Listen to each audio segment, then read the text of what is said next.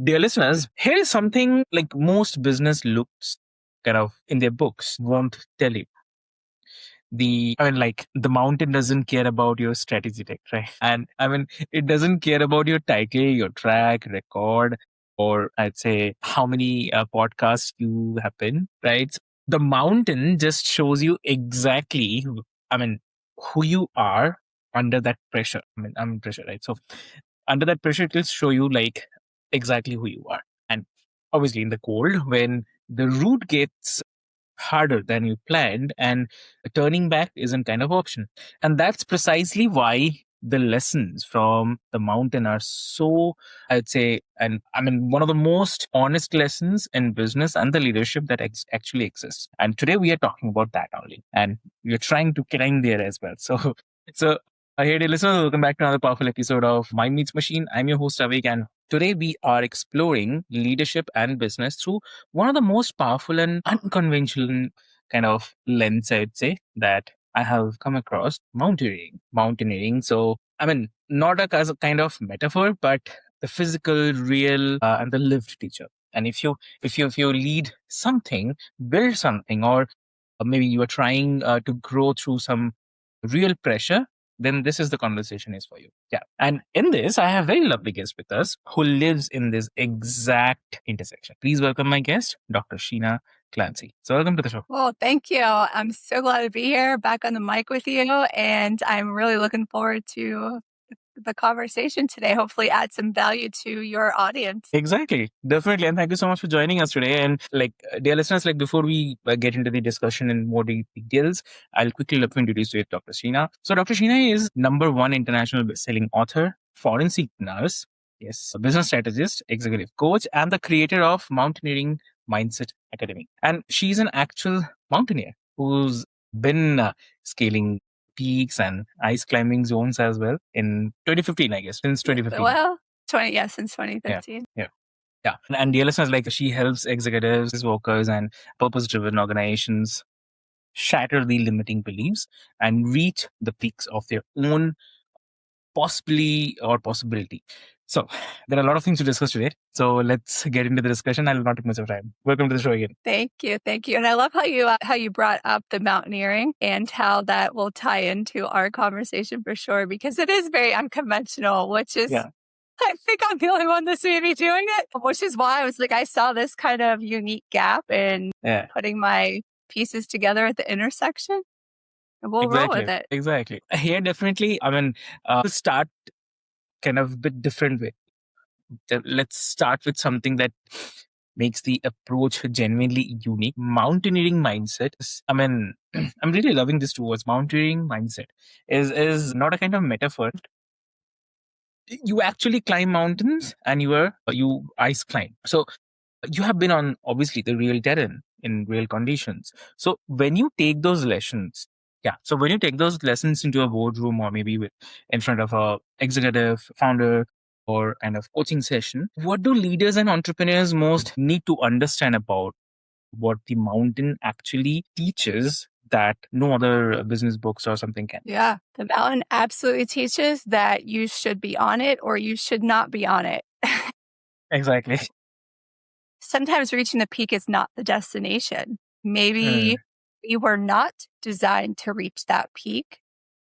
Not because we're not physically or mentally capable, but maybe the lesson that we needed was not at the peak. Maybe it was on the way up, or depending how far we scaled, maybe it's on the way down. When, coaching and doing trainings for executives in different, Fortune 500 companies and with clients, it's really tying those intricate pieces together about teamwork, cohesiveness, kind of the lifeline. Right? There's a lifeline thread that goes through the company, and that's what the rope is that lifeline. And sometimes conditions will force you to turn back, even though a decision sounds like the best decision. The decision really isn't the one that needs to be made. And so, like in mountaineering, that might be altitude sickness. You literally cannot continue when you get altitude sickness. You need to get down and down pretty quickly because you're losing oxygen. And it's very much tied into business. Yes. True. And I totally agree with you, because what happened is, because I mean, from us, from India, Nepal is very nearby, like Mount Everest and all the highest peaks. So also we have one more range. I mean, it's like Ladakh, right? Ladakh is also the place which is very high. Oxygen level is like, I mean, if someone is not from the mountains, they won't be able to get into. I mean, it's very thin layer of oxygen. So I remember so there is a bikers group also. So one of my friend and the groups together, they went there, and so I was not a part of that, but they went there, and one of them was a smoker, right? And what happened, like, normal, it was fine, everything was fine, but at certain level, it was like he was like, I can't go beyond this because I cannot breathe. And then it was such a condition that it was too far. Suppose this is the height where they were, and the camp, maybe you can see here, the support camp, the medical camp which is there. Yeah, I the mean, from base here, camp. yeah, from here to here, it's a huge range, and it will be too time taking. So somehow they brought here, and his life got saved. I mean, it's too difficult. I mean, sometimes it's really correct that whether you should climb or not climb, whether you should take that or not, it's a decision making, I'd say. Yeah. Yeah. Well, thank goodness that he was able to be, Mm, taken down and get the help that he needed. But yeah. that's, great example of knowing our limits and what we do to prepare, Yeah. right? We're only as good as our tool belt and our preparation. Exactly. But Exactly. the lesson there, I don't want to speak for somebody else, but there's a lesson for everybody to learn there. Very true. Very true. So like, I mean, in this context only, like when a high achieving leader encounters the mountain mindset for the first time, maybe. So what tends to crack open for them? The crack really starts with, why does mindset matter? Because when Okay. you're talking these big organizations, I mean, they don't even have to be big, right? So you have these C-level and executives where mindset is oftentimes considered like a fluff word. Like, that's nice. Let's tie a little bow on it. Yeah. And, we don't really need to talk about that. But I think what executives and people who are making decisions tend to realize Yeah. after having this conversation and just, listening to some trainings or some coaching is that their organization is only as strong as the people in it, right? And so that really has to take into account mindset. If people are showing up their best selves, same with executives, that is a mindset component. And you can have the worst day ever, but it's almost like you go to Disney World or you watch a Mm, movie, like you have to instantly flip the script, right? You have to change that mindset to be on performance. But if that mindset piece isn't there, like I was saying, the ROI, return on investment, is not going to be what it could be because everybody is coming to the table at a lower level of performance than they could. yeah. Exactly. Though. So okay, I mean, obviously, it's a something that, in what you said about the mountain being an honest mirror, that I definitely love it. And yeah, I think that's exactly the kind of honest feedback most high performers never get. So that's very true. Absolutely. I mean, I'm type A. I'm the same. And so, and we're in different time zones. You're up late Yeah. doing this. So absolutely, it's that dedication. And we don't always, I can only speak for myself. I don't always want to be told like my mindset isn't right. Like, who's Mm, somebody to say that? And so it's not an approach where I'm like, you need to change your mindset, because most people don't even realize that that is a component of them that may be holding them mm, back. So it's really just having that dialogue and seeing what their goals are, and then putting together the really tailored component of it, of where they are and where they want to be. And oftentimes what is uncovered without even saying it is mindset. exactly. Exactly true. So if we just go a bit deeper, because I think this is where the real work lives. So you help people shatter limiting beliefs, and you named the specific ones as well, like the imposter syndrome, fear, past mistakes as well. So, in your experience working with the executives and the business leaders, what is the deeper pattern underneath those limits? Like, I mean, the belief that most commonly keeps talented and capable people from scaling the peaks that they are actually capable of reaching. Yes. I feel like limiting beliefs, but that's also a very overused word anymore. It's more like that internal dialogue, right? And so having that discussion of, okay, what is really holding me back? Is it, say somebody wants to go get a further education? Is it financial? Is it, I'm not really sure that that's what I want to do or invest my time in, because right, time is our most valuable asset that we have. And then is it, well, maybe I need to shadow a little bit or look at a mentor and see, hey, is this a path that I really want to take? And when you peel back those layers, it's really interesting how different people across the spectrum have different limiting beliefs, but they all have the same at the same time. And a lot of that is that imposter syndrome that you had mentioned, and thinking, I'm not capable. I'm not able. And there's an opposite to people being fearful of failure. And I use that word lightly because I think there's always a lesson to learn in what's considered a failure. You don't fail unless you don't take action from learning something. But there's also a flip side to that. People can also be afraid of success, because with success comes a higher level of responsibility, not only for oneself, but the people around them. And I think that's the piece that's often missed. And when the people, I work with or organizations really think about that, it gives the opportunity to explore the why, because that is usually accompanied by limiting beliefs or some kind of traumatic event where that person was in a place of leadership. Something may have happened and maybe they're like, I don't know if I want to risk that again. True. Very true. Very true. So and was there a moment on an actual mountain where you came face to face with your own limiting belief? The first time, this is wild.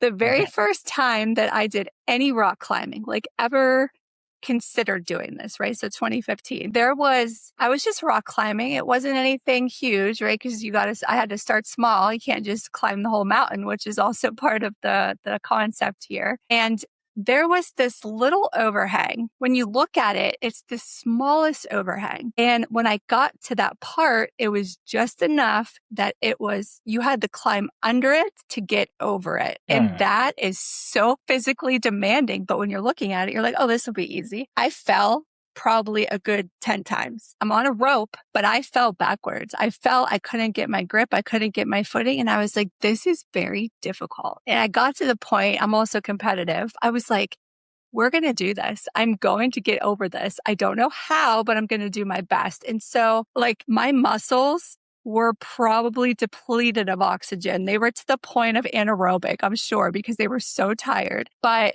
when I started saying to myself, I can do this, I will do this, and got my footing, I got up over it, and just the reward in that alone, sticking to the dedication, was so rewarding. I didn't even care if I made it to the top.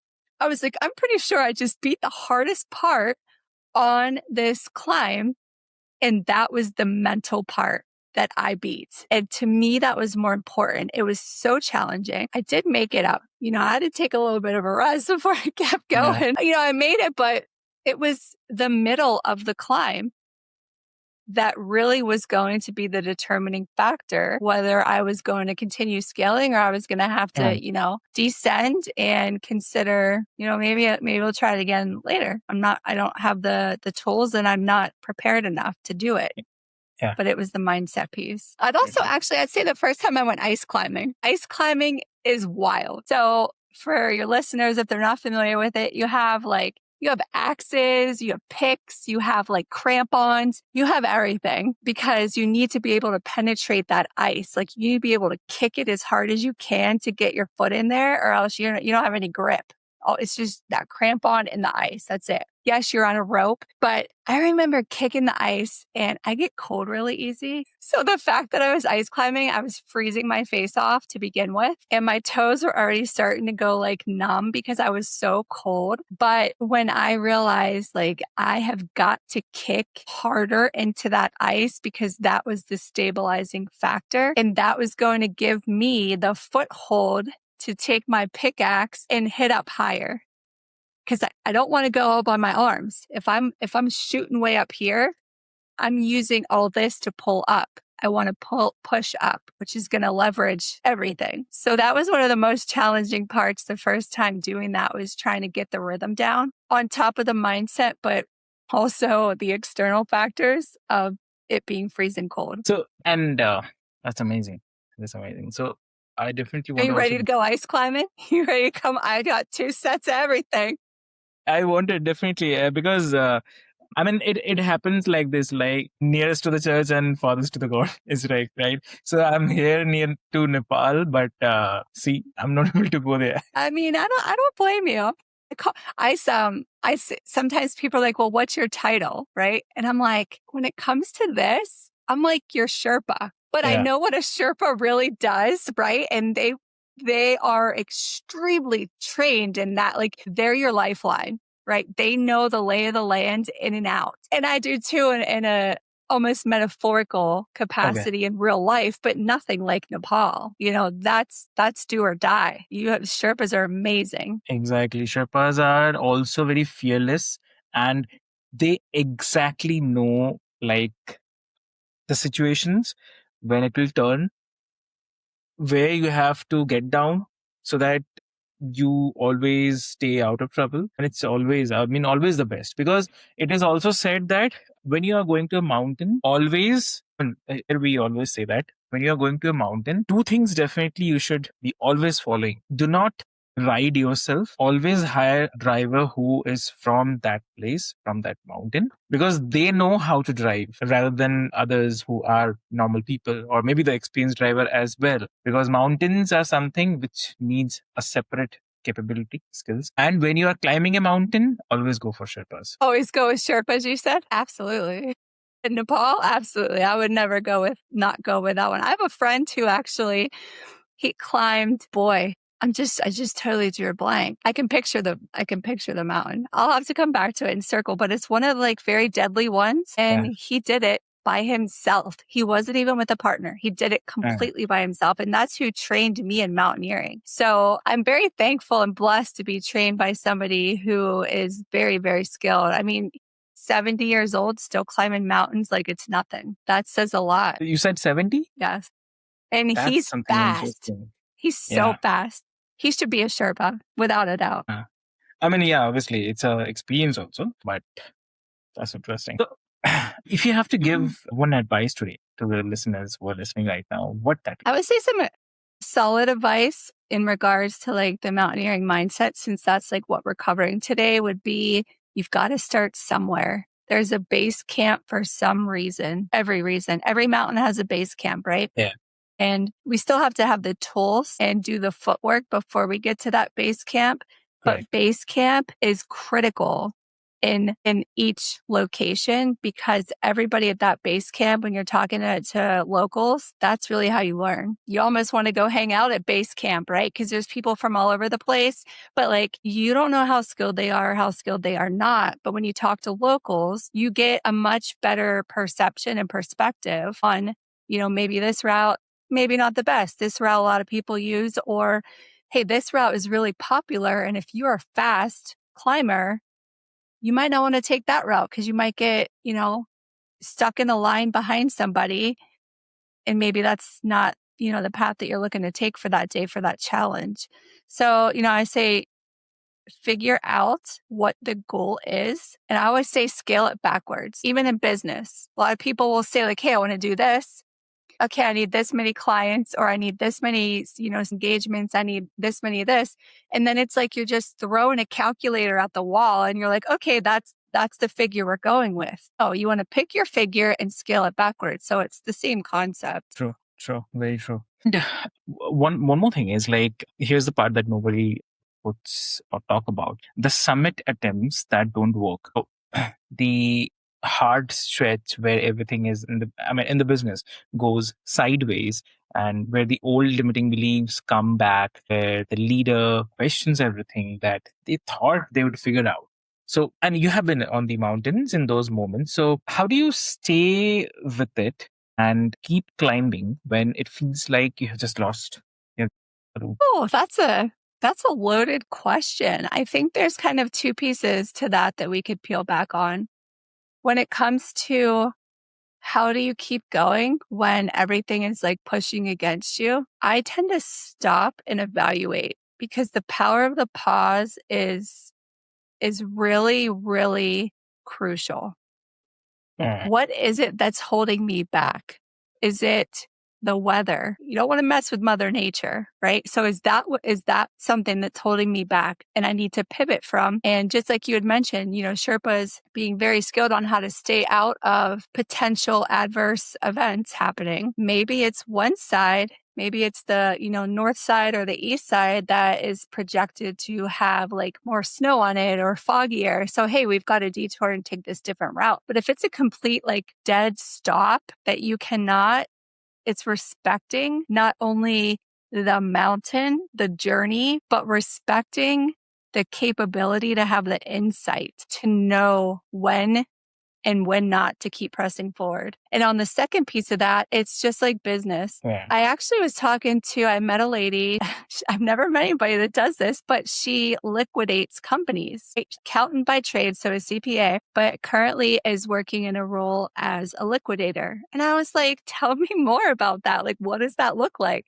And obviously, when somebody gets to the point of needing to liquidate and sell off their assets, you're unfortunately past that threshold. And so this is where when I look at the mountaineering mindset and I look at scaling, there's usually some signs beforehand before you need to make that hard decision. And if you're talking business, it could be morally, ethically, any kind of thing like that, or just looking out for the betterment of the company.